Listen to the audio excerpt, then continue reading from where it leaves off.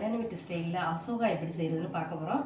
அதுக்கு தேவையான பொருட்கள் வந்து முந்திரி, திராட்சை, டால்டா, ஏலக்காய், ஃபுட் கலர், ஆட்டா மாவு 1 கப்பு, ஜீனி 1 கப்பு, தேவைக்கேற்ப நெய், வெந்நீர். வாங்க பார்க்கலாம் எப்படி செய்கிறதுன்னு. ஒரு கடாயில் கொஞ்சம் நெய் விட்டு முந்திரி திராட்சை வறுத்து வச்சுக்கிங்க. வறுத்துட்டு கொஞ்சம் டால்டா விடுங்க கடாயில். நான் வந்து 250 டால்டா எடுத்துருக்கேன்.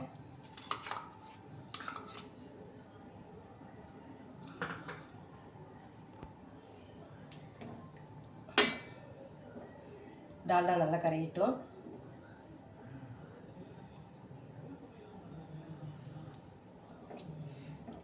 நான் டால்டா எடுத்திருக்கேன். நீங்கள் நெய் எடுத்துக்கலாம், சன்ஃப்ளவர் ஆயில் யூஸ் பண்ணிக்கலாம்.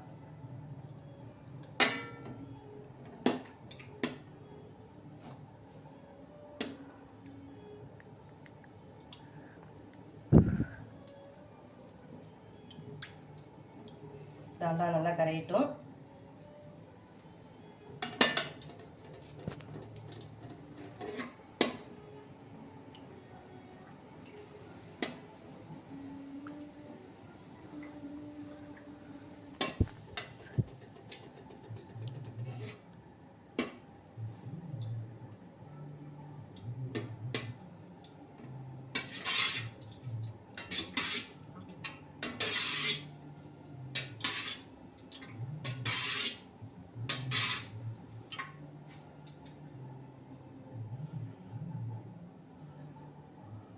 டால்டா நல்லா சூடாயிட்டு இப்போது ஆட்டா மாவு சேர்த்துங்க. சேர்த்துட்டு நல்லா கட்டி இல்லாமல் கரைச்சி விடுங்க. அடுப்பை சிம்மில் வச்சுங்க.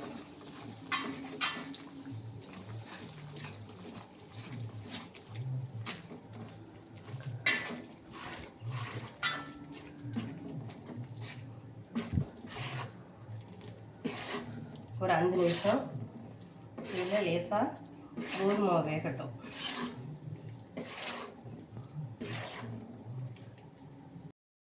இப்போ 5 நிமிஷம் ஆயிட்டு அந்த ஸ்மெல் வந்துருச்சு.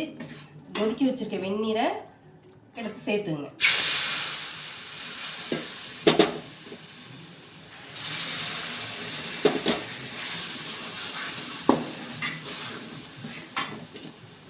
நான் இதால் 2.5 கப் சேர்த்துருக்கேன். கொஞ்சம் வெந்நீர் அதிகமாக போனாலும் பரவாயில்ல, மாவு வந்து வெந்நீர் எடுத்துக்கும். இது கட்டிப்படாமல் கிண்டிங்க.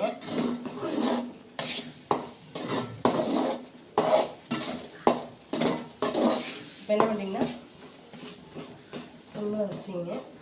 சுகர் கலந்துங்க. நான் 1 கப்பு ஜீனி போட்டிருக்கேன். உங்களுக்கு இனிப்பு அதிகமாக வேணால் 1.5 கப்பு நீங்கள் போட்டுக்கலாம். இல்லை இனிப்பு கம்மியாக வேணும்னா 1 கப் சேர்த்துக்கலாம்.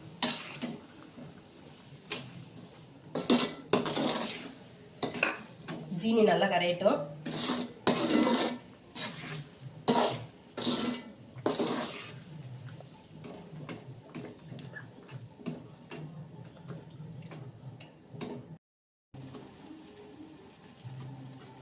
ஜீனி கரைஞ்சிடுச்சு. இப்போ கலர் சேர்த்துங்க.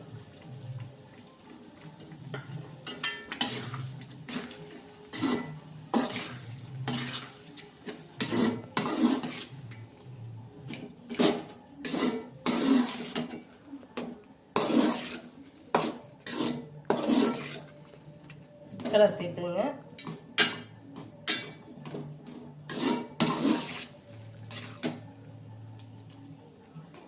கலர் சேர்த்துங்க. சேர்த்துட்டு நல்லா கலந்து விடுங்க.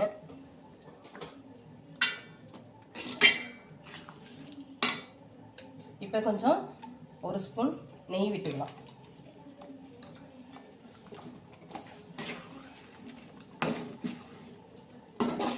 நெய் விட்டு நல்லா கலந்து விடுங்க.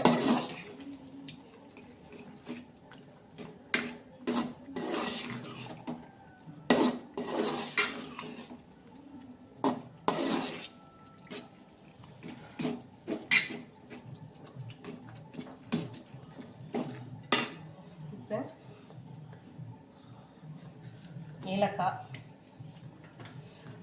வறுத்து வச்ச முந்திரி திராட்சை சேர்த்து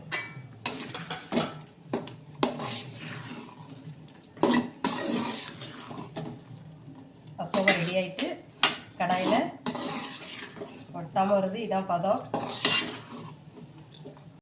அசோகா ரெடி ஆயிடுச்சு. ஒரு பிளேட்டுக்கு மாற்றுவோம்.